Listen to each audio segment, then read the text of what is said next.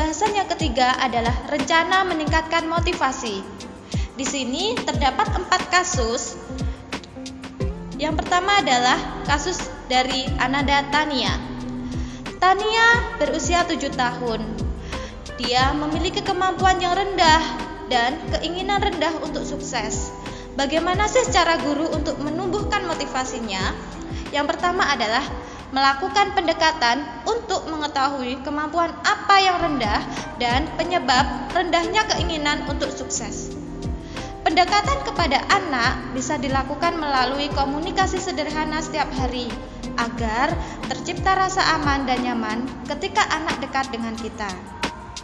Yang kedua, setelah rasa aman dan nyaman itu terbentuk, berusaha untuk menjadi teman baik bagi anak tersebut agar mudah untuk mendapatkan informasi tentang dirinya. Misalnya, dengan menjawab pertanyaan-pertanyaan kecil, menanggapi pendapatnya, mendengarkan apa yang menjadi keluhannya. Yang ketiga, kenali potensi anak tersebut. Karena sesuai dengan pendapat Breedenkamp tahun 1987, anak memiliki keunikan tersendiri seperti dalam gaya belajarnya, minat, dan latar belakang keluarga. Yang keempat, tentukan metode atau strategi pengajaran yang tepat sesuai dengan kemampuan siswa, gaya belajar, dan minat belajarnya. Yang kelima, jika langkah-langkah sebelumnya dilakukan dengan baik, maka anak tersebut perlahan akan memiliki keinginan atau niat untuk menjadi orang sukses di kemudian hari. Jeda atau Kasus selanjutnya yaitu Samuel. Samuel adalah anak berusia 10 tahun yang bekerja keras untuk menjaga harga dirinya pada tingkat tinggi, tetapi memiliki rasa takut akan gagal yang kuat. Rencana yang dilakukan guru untuk menumbuhkan motivasi adalah yang pertama, mengarahkan bahwa usaha lebih utama. Sebagai seorang guru, apresiasi menjadi hal yang sangat penting, terlebih lagi untuk anak yang memiliki rasa takut gagal yang kuat. Guru harus meyakinkan bahwa kinerja bukan semata-mata tentang kemampuan, tetapi yang terpenting adalah usaha, latihan, strategi, tekad, dan sikap pantang menyerah. Sukses bukan segalanya dan gagal bukan pintu-pintu yang akan menutup segalanya. Kemudian, dialog terbuka tentang kata sukses gagal. Berusaha menjelaskan bahwa kegagalan bermanfaat karena mengarahkan pada kesuksesan. Ketakutan akan gagal hanya menghalangi untuk mencoba dan mencapai impian. Kemudian yang ketiga yaitu bantu fokus pada solusi. Setelah mengapresiasi dan mengarahkan, ada kalanya guru juga memberi solusi akan kegagalan tersebut. Apa yang salah dan upaya apa untuk memperbaiki pada waktu yang akan mendatang. Bantu menemukan strategi baru yang lebih baik. Melalui pendekatan ini, siswa dilatih untuk tidak frustasi, kecewa, dan menyerah akan kegagalan. Yang terakhir yaitu memberi tanggapan positif. Ketika menemui kegagalan, jangan perlihatkan kepada siswa tentang kekhawatiran kita. Tunjukkan dengan sikap optimis.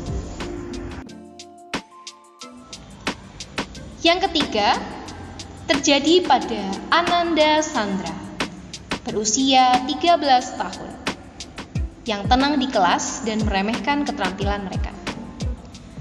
Menurut kelompok kami, mengenai kasus seperti Ananda Sandra ini, perlu mendapatkan motivasi dari sudut pandang perspektif humanistik. Sesuai dengan perspektif tersebut, di mana dalam belajar, siswa tidak hanya berfokus pada domain kognitif, tapi juga dari segi afektif atau sikap.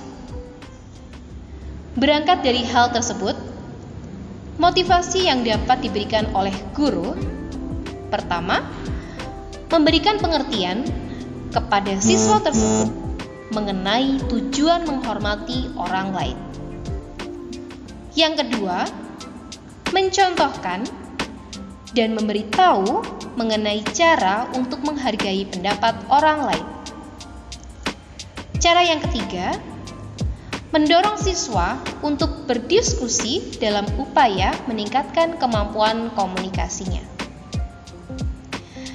Melalui rencana tersebut, diharapkan Ananda Sandra dapat menjadi pribadi yang baik dan dapat menunjukkan perubahan menjadi seseorang yang dapat menghormati orang lain.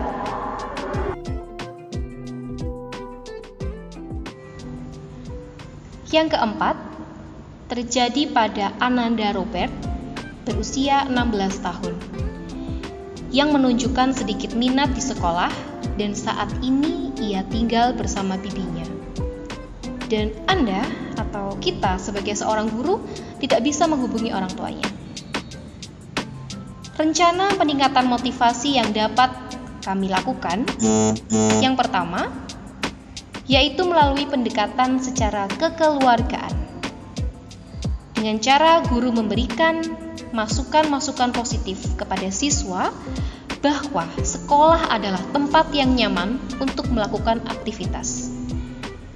Di sekolah, terdapat suasana kekeluargaan yang dapat dijadikan tempat untuk berbagi.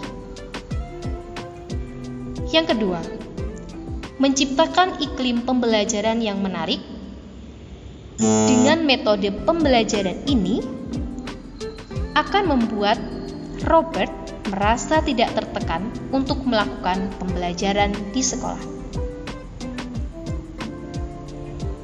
Rencana yang ketiga, melakukan pendekatan dengan mendatangi rumah Robert dan memberikan motivasi bahwa pendidikan itu penting untuk masa depan.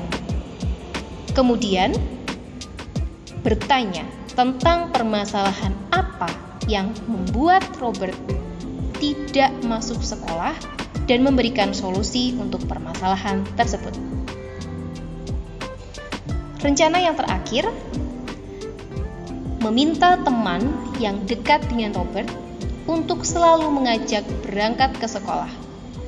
Karena teman sejawat memiliki pengaruh yang besar.